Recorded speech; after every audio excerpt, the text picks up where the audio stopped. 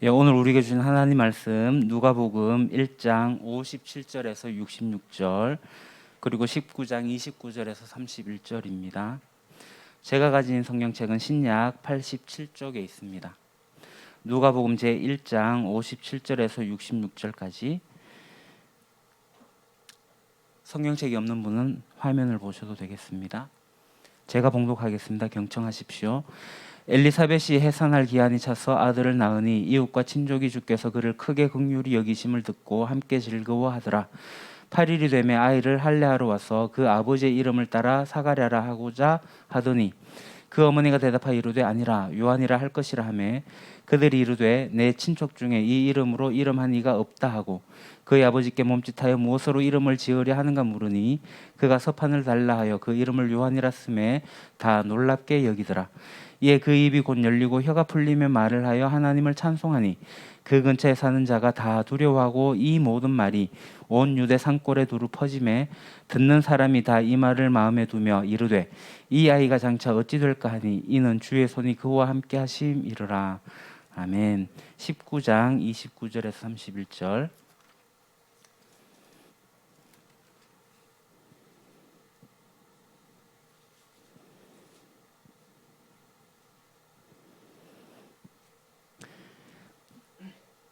감람원이라 불리는 산 쪽에 있는 벳바게와 벳다니에 가까이 가셨을 때에 제자들 중 둘을 보내시며 이르시되 너희는 맞은편 마을로 가라. 그리로 들어가면 아직 아무도 타보지 않은 나귀 새끼가 매여 있는 것을 보리니 풀어 끌고 오라.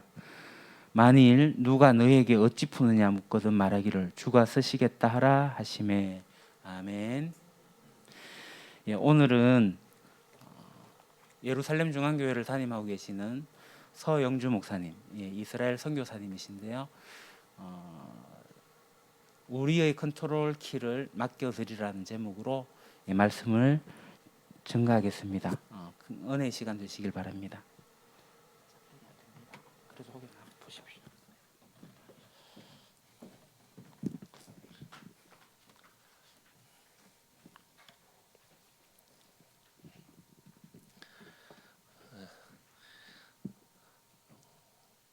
네. 네, 저는 이스라엘에서 왔습니다. 그래서 이스라엘은 그 성경이 쓰여진 나라이기도 하고 또 이제 예수님께서 탄생하시고 또 부활하시고 죽으신 장소인데 여전히 성경의 언어 히브리어를 사용하고 있습니다. 그래서 이제 이스라엘에서 왔으니까 그래도 인사를 한번 했으면 좋겠습니다. 네, 그래서 히브리어로 한번 했으면 좋겠는데 괜찮으시죠? 괜히 이렇게 긴장하시는 것 같아서 옆에 보시고 앞뒤로 보시고 샬롬이라고 한번 인사하시죠. 샬롬. 샬롬 잘 아시죠? 샬롬 평화입니다. 이 히브리어입니다.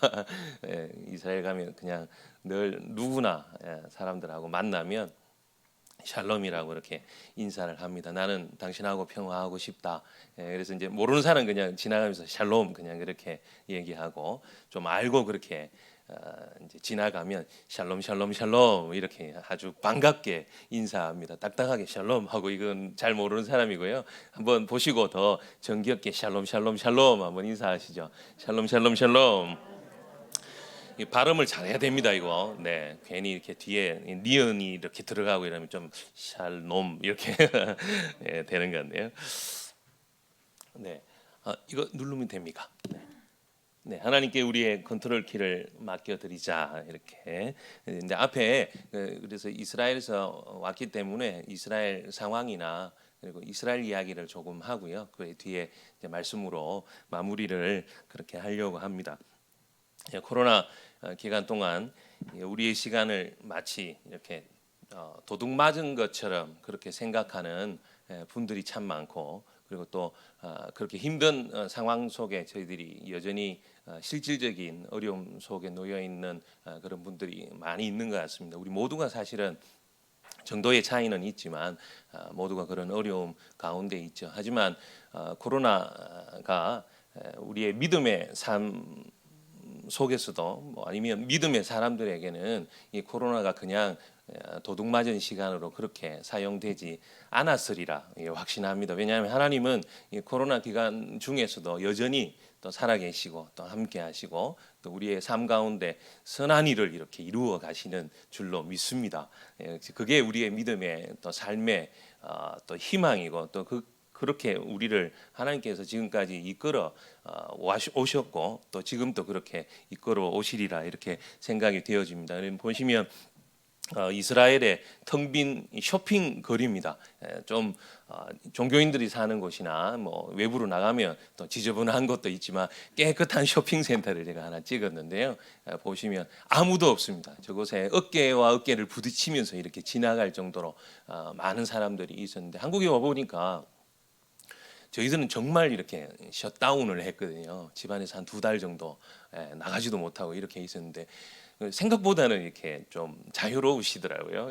저희들은 정말 셧다운해서 집안에 있고 이제 그런 시간들을 이제 가지게 되었습니다. 이스라엘도 1년에 한 700만에서 한 1000만 명 정도가 성지순례 내지 이스라엘의 관광 내지 뭐 여러 모양으로 이제 들어온다라고 얘기를 하고 있습니다. 그런데 관광 비자로 그때 작년에 2월 달부터 지금까지 이제 아무도 들어오지는 못했습니다. 한 사람도 관광 비자로는 이렇게 거의 들어오지 못했는 걸로 이제 알고 있습니다. 그래서 이런 쇼핑센터뿐만 아니라 성지순례 오는 모든 발걸음들도 끊이게 되었고 아무도 지금 다니지 않는 그런 상황들이 지금 동일하게 이제 있게 되었죠. 그런데 그때 최준영 목사님도 아주 이제 절묘한 타임으로 우리 경주에서 목사님들 그리고 또 장로님들 이렇게 성지순례 오셔서 제가 이스라엘은 함께 시간을 보냈는데요. 딱 떠나자마자 한 4시간 이후에 이제 공항이 닫혔어요.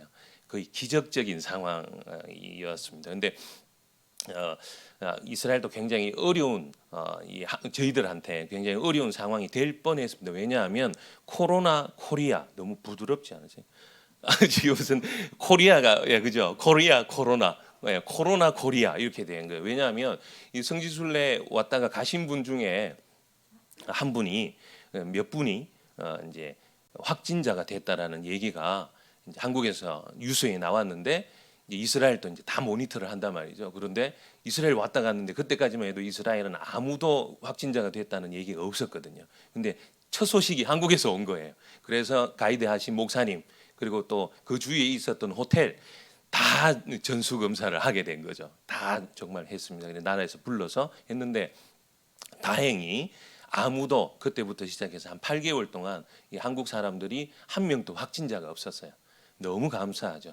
만약에 그때 아마 확진자가 누가 생겼다 이러면 한국 사람이 이스라엘에 코로나를 퍼뜨렸다 이래가지고 아마 저희들이 아마 다 추방됐을 것 같은 그런 그 정도의 분위기였습니다. 그리고 가시자마자 그 뒤에 있었던 팀들은 어떻게 됐냐면 다 호텔에 격리였습니다. 한 3일 정도 격리 받다가 한꺼번에 다 한 1000명을 이렇게 공항에 다 모았죠. 모아가지고 이스라엘은 아주 깔끔합니다. 그냥 너희들 비행기표를 어떻게 할래? 뭐 돈은 누가 낼래? 정부에서 낼래? 이런 얘기 안 하고 이스라엘 국유기 딱 LR입니다. 그래서 딱 불러가지고 세 대에 나눠서 걸쳐서 그냥 공짜로 필요 없다, 돈 필요 없다, 그냥 빨리 가거라. 코로나를 퍼뜨리지 말고 빨리 가거라 이렇게 해서 보내버렸습니다. 대단하지 않습니까? 참 그게 뭐 사실은 초유의 사건이었죠. 근데 그 유대인들은 성경에도 전염병이라는 게 굉장히 위험한 질병이기도 하고 좀 소수 민족입니다. 지금도 이제 이스라엘 안에서 한 900만 명 정도 살고 밖에 한 1000만 명 정도 살고 이렇게 하기 때문에 굉장히 그런데 민감합니다. 그래서 그런 상황이었기 때문에 그런 참 에피소드들도 굉장히 많았고요. 저도 한 2개월 정도 저희들이 한 2개월 반 정도 집안에만 머물 수 있는 그런 상황이 되었습니다. 아무도 밖으로 나가지 못하는 그런 상황들이 했고 이제 물론 이제 식품점만 열렸습니다. 그래서 저희들은 그래도 식품점에 가서 이제 물건 이제 먹을 것은 사올 수 있고 저희 막내 아들 같은 경우에 너뚱이 한 명 있는데 이제 지금 이제 8살인데 그 친구는 집안에서 2달 반 동안 지냈습니다. 정말 한 번도 문 밖을 나가지 않았습니다. 그 정도로 이제 그 이제 격리가 아주 심하게 이제 되었죠. 그리고 한 5번 정도 지금까지 이제 격리하고 어쨌든 그런 시간들을 이제 보내게 되고 이제 했죠. 그래서 이제 한국에 와서 제가 이제 2주 정도 격리를 하잖아요. 그래서 이제 서울에서 격리를 하시는 교회 목사님 교육관에서 했는데 2주 동안 사람들이 어떻게 2주 동안 격리하냐 뭐 이렇게 막 걱정하고 그러시더라고요. 2달 동안 격리를 당해봐가지고 2주는 아주 너무 행복하게 지냈습니다. 뭐 한국은 얼마나 풍요합니까? 뭐 그때도 다 시키면 다 오고 먹을 것도 얼마나 많고 그래서 자고 싶으면 자고 오랜만에 교회도 새벽기도도 사라졌어요. 그래서 뭐 자고 싶으면 자고 또 일어나서 말씀 보고 싶으면 말씀 보고 하여튼 그런 시간들을 어쨌든 보내게 되었습니다. 이게 이스라엘에 이런 상황들이 또 있게 되었고 그리고 또 유대인들이 3,500년 만에 출애굽할 때 유월절을 어떻게 지냅니까? 집안에서 지내잖아요. 집안에서 이렇게 지내게 되는데 그 이후에는 보통 유월절은 지금 절기 유월절은 곧 유월절이 다가오죠. 유월절 마지막 날이 부활절이잖아요, 저희들. 그런데 유월절이 다가오는데 그때는 보통은 다 이제 축제하는 거예요. 기쁜 절기거든요. 그래서 모여서 다 같이 이제 파티도 하고 뭐 가족들이 모든 사람들이 한 집안에 다 모이게 됩니다. 그런 시간들을 가지게 되는데 3,500년 만에 초유의 사건이죠. 집안에서 유월절을 유대인들이 이제 처음으로 다시 보내게 되는 그런 사태가 있었죠. 얼마나 답답하겠어요. 얼마나 이 얘네들이 아주 지금까지 하고 삶을 완전히 다르게 되는 거죠. 혹시 아시는 분들은 이제 무슬림들은 라마단 기간이라고 해서 한 달 동안 이제 기도를 하게 되는데 솔로몬 성전이 세워져 있는 황금돔이라는 그 장소에 지금 이제 마호메트가 성천했다 그래가지고 이제 그 유대인들이 아니라 기독교인들이 아니라 지금은 무슬림들이 그곳을 다스리고 있습니다. 이스라엘 안에서도 참 이스라엘은 참 재밌는 나라입니다. 한 나라 안에 또 다른 나라가 그 중요한 장소는 이제 다스리고 있는데 이제 그 장소에 한 10만 명 정도가 매 기도마다 와서 이제 기도한단 말이죠. 그런데 6월절도 그렇게 보냈으니까 무슬림 너희들도 오지 마라 이렇게 해서 그때도 이제 기도를 하지 못하는 뭐 아주 엄청난 사건이었죠. 왜냐하면 유대인들도 아시는 것처럼 유대인들은 몇 번 기도합니까? 하루에 3번 기도합니다. 다니엘 기억나시죠? 하루에 3번 기도합니다. 무슬림들 하루에 몇 번 기도합니까? 하루에 5번 기도합니다. 그걸 못하게 하니까 아주 이제 어려워지는 거죠. 저희들은 기독교인들은 몇 번 합니까? 몇 번? 하루에 몇 번 하세요? 무시로 기도하잖아요. 우리 기독교인이 굉장히 무서운 사람들입니다. 다른데 뭐 3번, 5번 하는데 우리는 하고 싶은 대로 하는 사람들이니까 그런 게 이제 많이 나요. 왜냐하면 이 유대인들이 이제 율법이 정해져 있어요. 그걸 민얀이라 그러거든요. 10명이 모여야 기도가 성립이 돼요. 그냥 혼자 오셔가지고 기도한다고 해서 아침 기도, 점심 기도, 저녁 기도가 이루어지지 않습니다. 그 아브라함이 최소 10명이 모이게 되잖아요. 그 이제 최소 숫자. 용서의 최소 숫자 그리고 기도의 최소 숫자라고 해서 민얀이라는 그 율법이 있습니다. 그래서 10명이 모여야 아침 기도가 성립이 돼요. 율법을 안 하면 안 되잖아요. 율법을 지키지 않으면 아직도 안 되거든요. 그래서 그 10명이 모여야 되는데 모이지를 못하게 하니까 이 사람들이 어떻게 되겠어요? 율법을 못 지키게 하니까 안 그래도 성전이 없어가지고 지금 제사를 지내지 못하고 있는데 그것까지 못하니까 완전 이제 종교적으로 어려워지게 된 그런 상황들의 어떤 배경들이 있습니다. 어쨌든 이제 여러 이제 그런 재미있는 일들이 이렇게 일어났고요. 보시면 이게 통곡의 벽입니다. 성지순례 나중에 한번 오십시오. 성경의 땅 성지순례 또 성교적으로도 이제 꼭 오시면 너무 좋을 것 같아요. 2차 성전의 마지막 장소죠. 그 돌 위에 돌 하나도 남김없이 다 무너진다 그랬는데 이 장소만 무너지지 않은 장소입니다. 그래서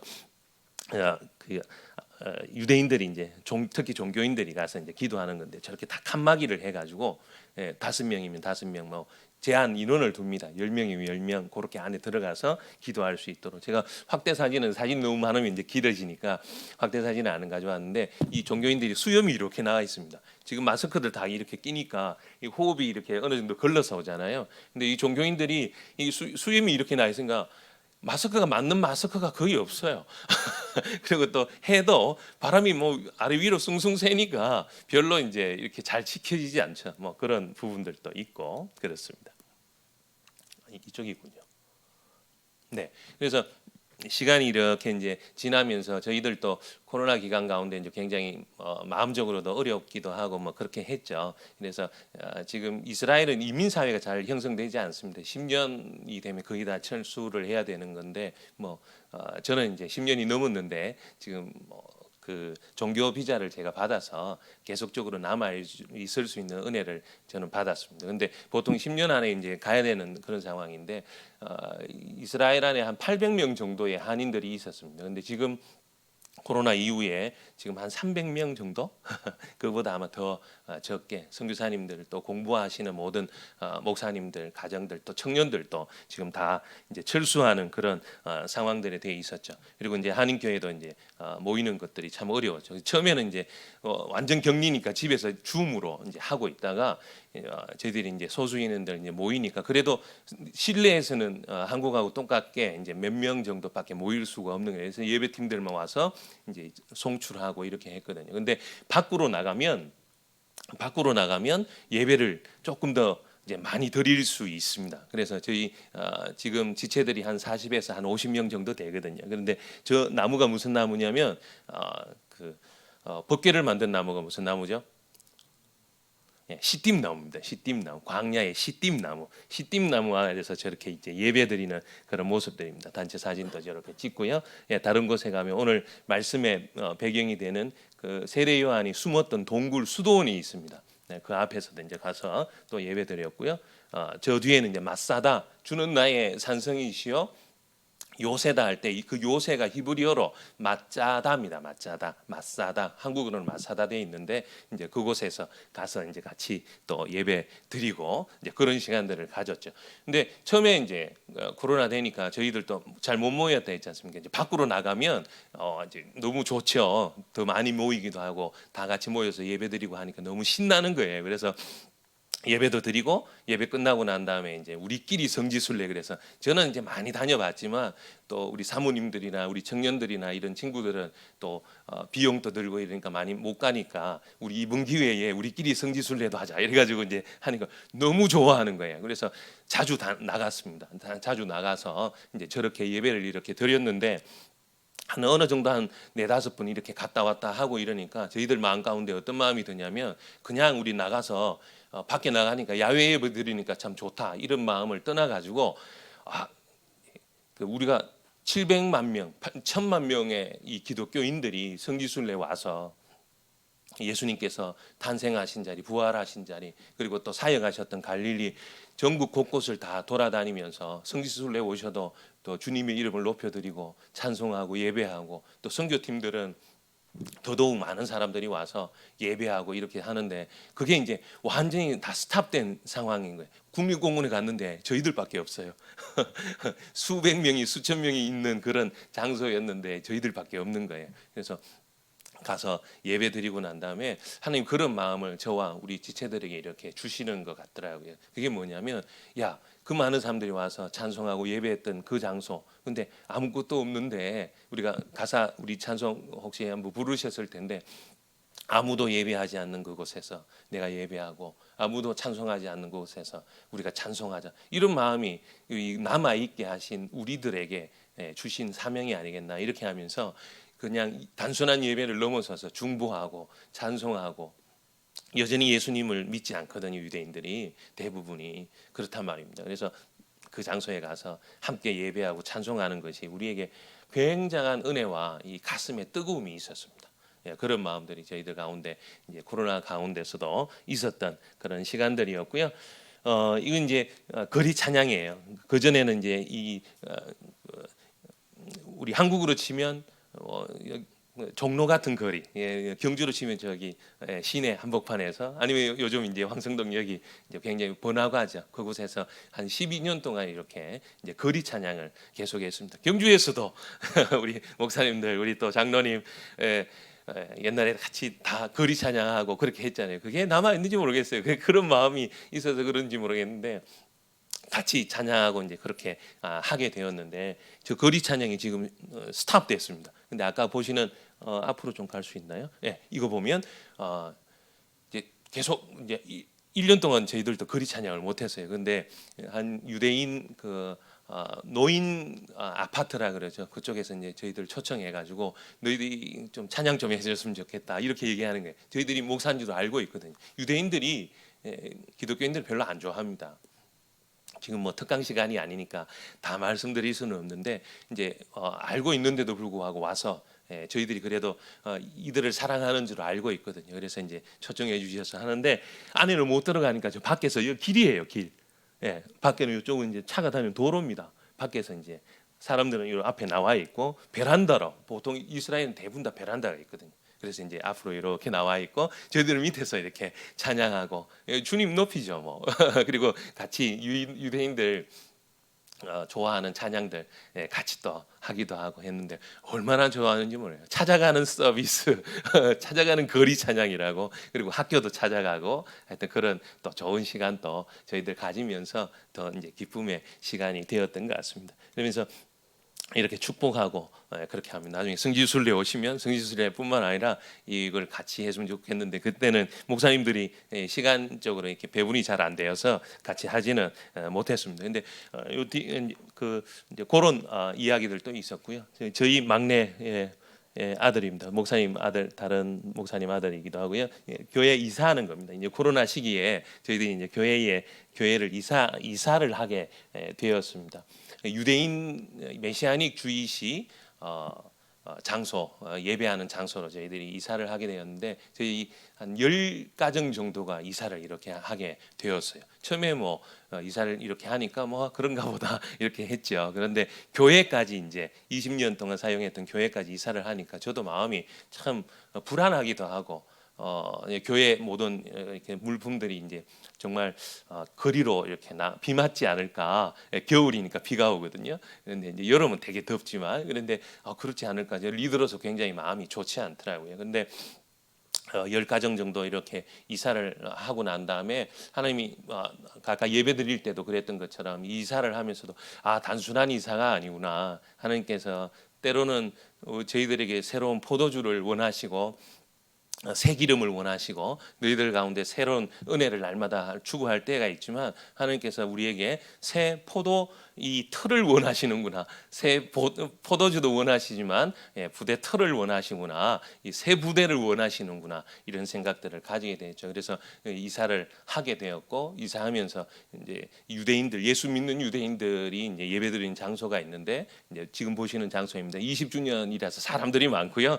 원래는 저만큼 모이지는 않고 그래서 한인 사회가 조금 하다 그랬지 않습니까? 그래서 이제 모여서 예배 드리는데 유대인들하고 함께 앞으로 어떻게 또 주의 복음을 전하고 그 땅에서 해야 될지 저희들이 같이 협력할 수 있는 계기가 될 수 있는 것 같아서 감사하고 또 좋은 그런 마음들을 저희들 가지게 되었습니다. 그래서 코로나 기간이니까 우리 지체들하고 이제 보통은 뭐 그런 사역하세요 기도할게요 그냥 어떻게 보면 형식적으로 저희들도 인사할 수밖에 없죠. 그냥 모여서 예배하는 그런 공동체고 그냥 선교 공동체거든요. 그래 한국처럼 이런 저는 담임 목사는 직함을 가지고 있지만 뭐 전체적인 부분들은 다 각자가 구원하고 또 각자가 맡은 사역들을 감당하는 것입니다. 모여서 같이 예배드리고 흩어져서 각자 생활하는 신학교 때 배웠던 아주 가장 이상적인 그런 어쩌면 그런 교회를 지금 꿈꾸면서 하고 있는지도 모르겠습니다. 근데 이번에 같이 이제 지체들하고 이렇게 하면서 이 지체들이 더 많이 깊이 교제하게 됐죠. 그래서 비즈니스 미션이라는 어떤 사업들도 우리 선교사님들이 하는 것들을 같이 한번 공유하면서 이 아랍 사람들 아랍 과부촌이거든요. 나사렛에 있는 아랍 과부촌입니다. 근데 이제 아까 그 차를 말리는 일들이나 단순한 일들을 아무 일이 없는 거예요. 지금 뭐 아무 돈을 벌 수 있는 데도 없고 그래서 이제 저 차를 말리기도 하면서 용돈처럼 이제 페이를 하는 그런 시간들도 가지고요. 저희 식구들입니다. 그래서 그때 같이 가서 인사도 하고 그 말렸던 차를 가지고 올 때 찍었던 사진들이고요. 저희 그 사모가 그 이스라엘도 생각했던 거 생각하시면 이스라엘 굉장히 종교적이고 다른 나쁜 일은 없을 것 같고, 그러나 세상에 사람 있는 곳은 다 죄가 있고 다 똑같은 것 같아요. 미혼모가 굉장히 많습니다. 그래서 그 아기 싸게 있잖아요. 싸게. 그 사역을 저희들은 이제 한인교회 사역이나 선교사님들 섬기고 또 유대인들을 제 개인적으로 하는 사역들이 있지만, 또 다른 분들이 하는 사역들을 이제 교회 지체들이니까 이렇게 돕고 하는, 이제 그 아기 보자 처음에 나오면 아기 싸게라 그러나요? 그런 거 만드는 일들을 지금 이렇게 도와주고 있는 그런 모습들이었습니다. 요 이제 유대인, 예수 믿는 유대인 청년들입니다. 같이 교제하고 하는 모습들이고요. 저 청년들도 참 그 예수 믿는 청년들인데 힘들어요. 왜냐하면 굉장히 똑똑한 친구들인데도 예수 믿기 때문에 일반 주류 사회에 들어가기 굉장히 어렵습니다. 뭐 촌으로 가면, 농촌으로 가면 핍박도 많이 있지만 도시에서는 보이는 핍박은 없습니다. 그러나 예수를 믿는다 하면 가정에 뭐라 해야 될까요? 완전 아웃사이더로 그렇게 이제 제외되는 완전 그런, 예수를 왜 믿어? 이런 상황이 돼. 우리 예수님 잘 믿고 있다가 갑자기 목사님 제가 지리산 가서 도 닦겠습니다 이러면 왜 그러세요? 너무 안타깝죠. 그런 수준입니다. 예수 믿는다는 게. 왜냐하면 어릴 때부터 유대인들에게 예수님을 믿는다는 그 자체가 나무에 달려 죽은 저주받은 사람을 믿는, 이렇게 이제 예수님을 어떤 메시아로 얘기하는 것이 아니라 술주준뱅이로, 애굽에서 온 마술사로 이렇게 가르치거든요. 상상 못 해보셨죠?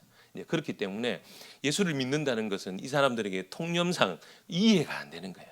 왜 이 고귀한 유대교를 믿고 있다가 예수를 믿냐, 이렇게 되기 때문에 굉장히 어려운 친구들인데, 이 친구들도 굉장히 이제 함께 그 예배하고 이제 그런 시간들을 좀 가지게 되었습니다.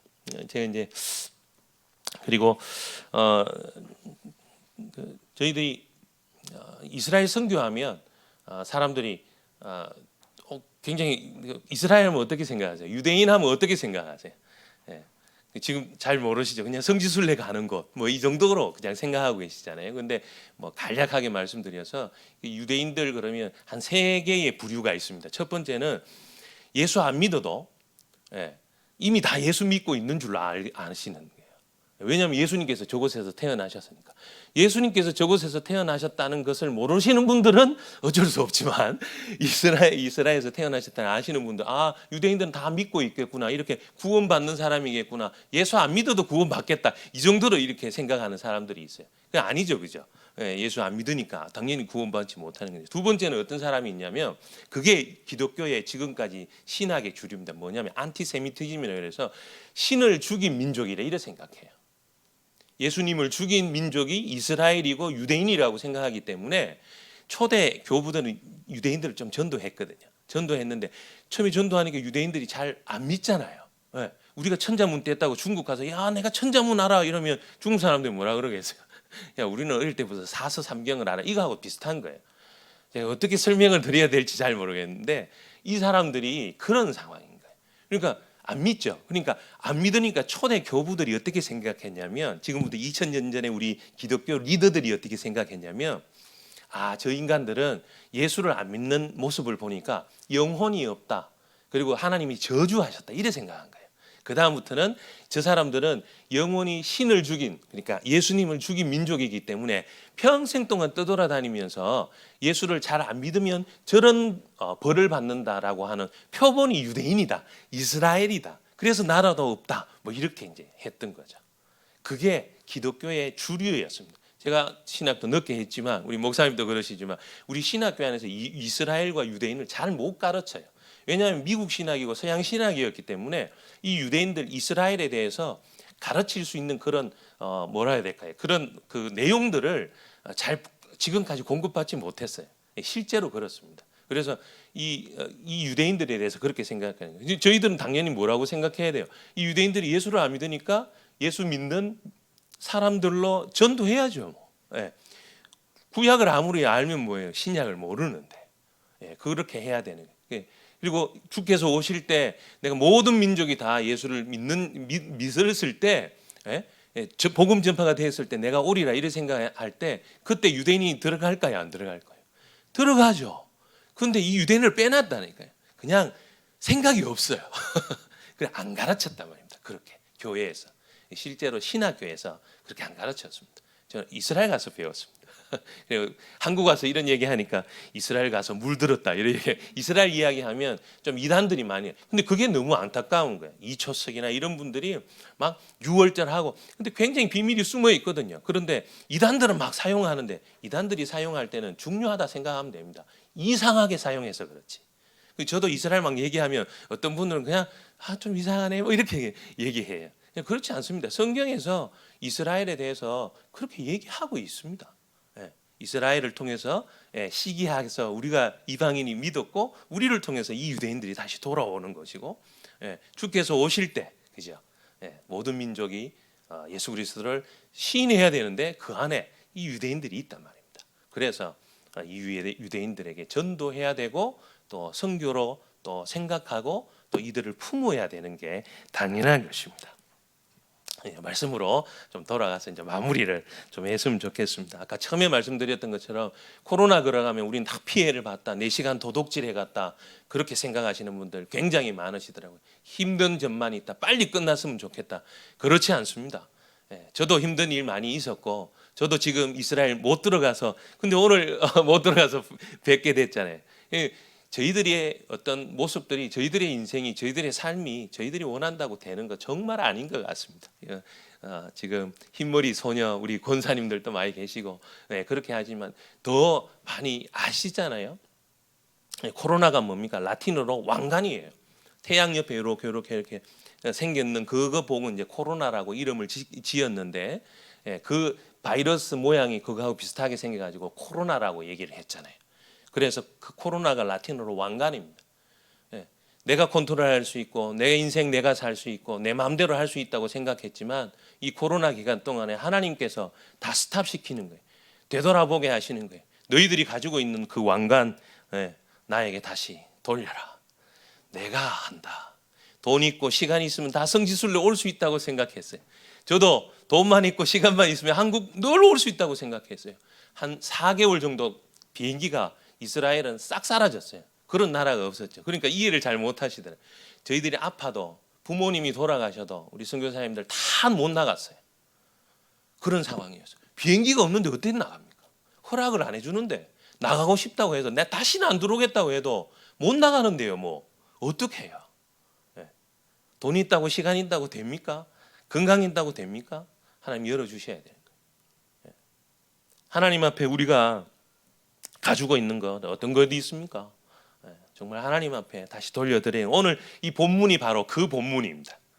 엘리사벳이 엘리쉐바거든 이 히브리어로 세례 요한의 어머니잖아요. 이 어머니가 바로 하나님께서 자신에게 주신 아들과 자신의 인생을 하나님 앞에 돌려드렸던 그런 사람입니다. 컨트롤 키를 자기가 가지고 있지 않고 했단 말이죠. 이 사가랴 집안이잖아요. 제사장 계열이 24계열이 있어요. 근데 그 중에 한 계열이 돌아가면서 대제사장을 하는 계열이었습니다. 얼마나 유명한 집안입니까? 그 집안에 아들이 났어요. 근데 오늘 본문을 다 설명할 수는 없지만 요한이라는 이름을 하게 되는데 아버지의 엄마가 갑자기 그 얘기를 하니까 아빠한테 가보세요 이렇게 얘기하니까 아빠가 그걸 요한이 탄생하는 걸 이렇게 믿지 않아 가지고 벙어리 됐잖아요. 그때 뭐라 그럽니까? 뭐 이름 적으라 하니까 요한이라고 그러죠. 철수 영위하다가 뭐라고요? 갑자기 데이빗 이름 적는 거 이상한 거죠. 하나님 새로운 역사를 일으키시는 이름으로 신약을 시작하시는 이름으로 요한을 주신 거거든요. 그 인생을 살아가는 그리고 그 인생을 살아가는 어머니로 돼 있었는데 그 어머니가 얼마나 귀한 아들이겠어요. 믿음의 사람으로 생각해도 믿음으로도 잘 키우고 싶잖아요. 우리도 권사님들도 그렇지 않으세요? 내 아들 믿음으로도 그냥 욕심도 있지만 믿음의 욕심도 있잖아요. 믿음 안에서 잘 키우고 싶은 욕심도 있고 그런데 그것까지 드렸단 말입니다.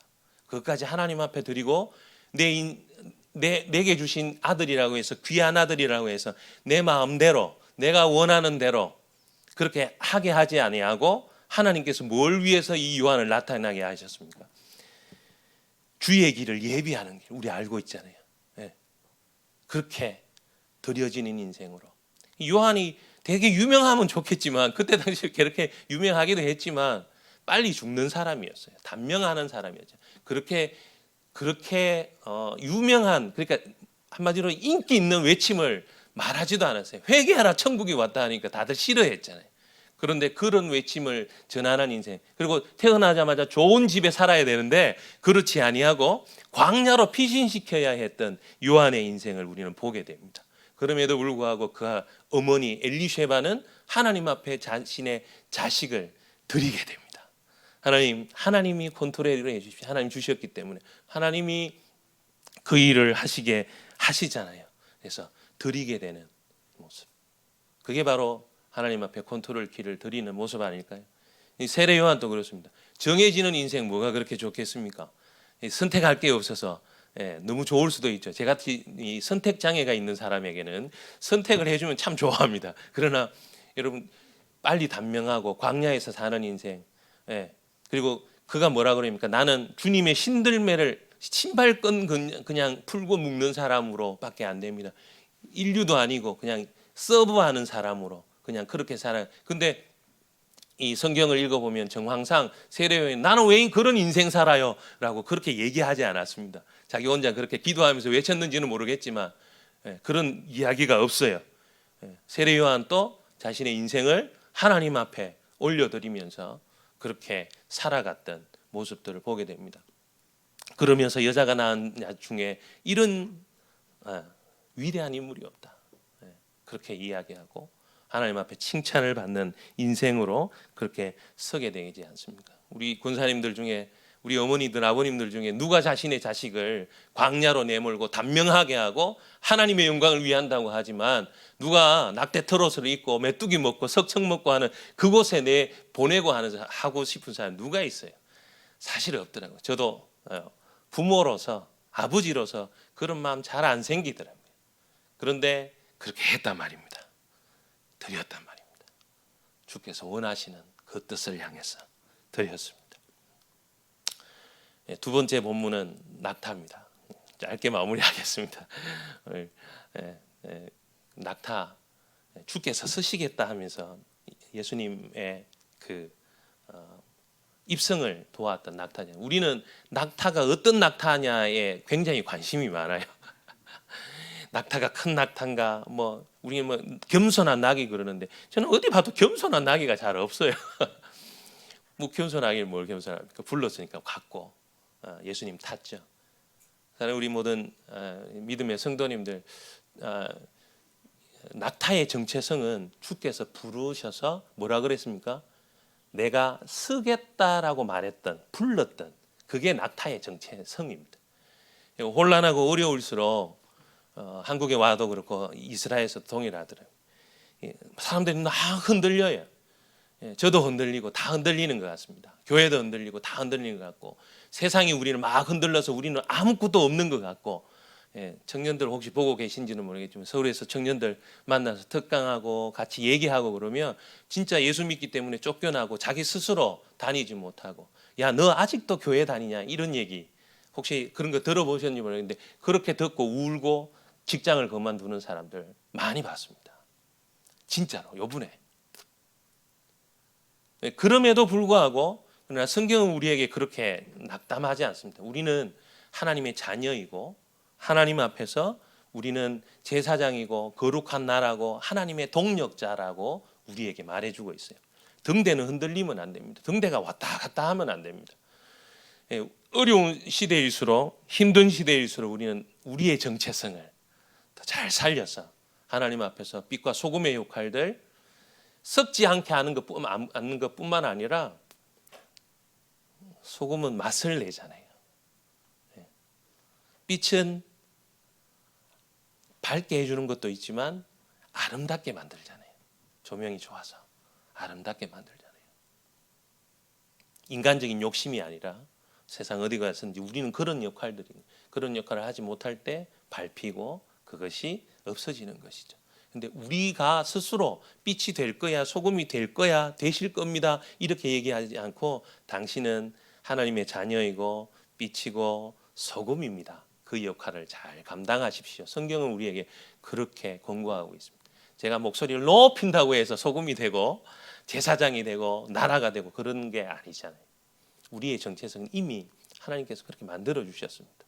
혼란할수록 어려울수록 우리 그리스도인으로서 하나님의 자녀로서 그 권세를 가지고 어떻게 우리가 하나님 앞에 서야 할지 다시 한번 깊이 고민하고 기도하고 이 땅 가운데 하나님 주신 그 등대의 역할들을 아름답게 감당해서 하나님의 영광을 드러내는 저희들이 되기를 소망합니다.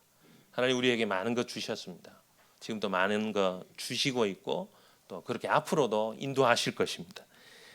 그것을 내 것이라 하지 아니하고 그것을 내 것으로 그냥 배부르지에만 하지 않고 하나님 주시는 영광을 위해서 하나님 기뻐하시는 뜻을 위해서 우리의 모든 삶 또 내가 가진 것 하나님 앞에 올려드리고 컨트롤 키를 주님 앞에 드리고 이 어려운 시대 가운데 하나님 앞에 우리의 정체성을 잘 살려서 끝까지 견디고 버텨서 주의 영광을 드러내는 우리 사랑하는 우리 모든 성도님들 되시기를 축복합니다.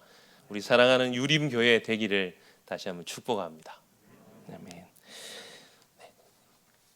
같이 기도하겠습니다. 우리 오늘 찬양 말씀 찬양 듣고 기도. 제가 제가 먼저 기도하겠습니다.